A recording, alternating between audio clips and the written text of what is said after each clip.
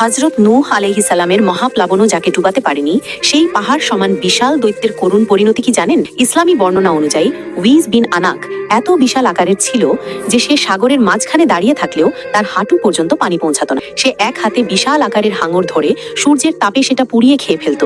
সে নূহ আলাইহিস সালামের সেই ভয়ঙ্কর মহাপ্লাবনও নিজের চোখে দেখেছিল, অথচ পানির বিশাল উচ্চতা তাকে ডুবাতে পারেনি। সময় গড়াতে থাকে এবং উইজ 1000 বছর পর হযরত মুসা আলাইহিস সালামের জামানায় পৌঁছায়। একদিন এই বিশাল দৈত্যটি হযরত মুসা আলাইহিস সালামের বাহিনীকে আক্রমণ করার উদ্দেশ্যে একটি বিশাল পাহাড় উপড়ে নিয়ে তা শূন্যে তুলে ধরে, যাতে সেটা তাদের উপর আছড়ে ফেলতে পারে। ঠিক তখনই আল্লাহ এক ছোট্ট পাখিকে আদেশ দিলেন। পাখিটি সেই পাহাড়ের মাঝখানে ঠোকর মেরে একটি বড় গর্ত তৈরি করে দিল। চোখের পলকে সেই বিশাল পাহাড়টি গর্ত গলে সোজা উইজের গলার ভেতর ঢুকে আটকে গেল। পাহাড়ের ভারে সে আর নড়তে পারছিল না। এই দৃশ্য দেখে হযরত মুসা আলাইহিস সালাম সামনে এগিয়ে এলেন।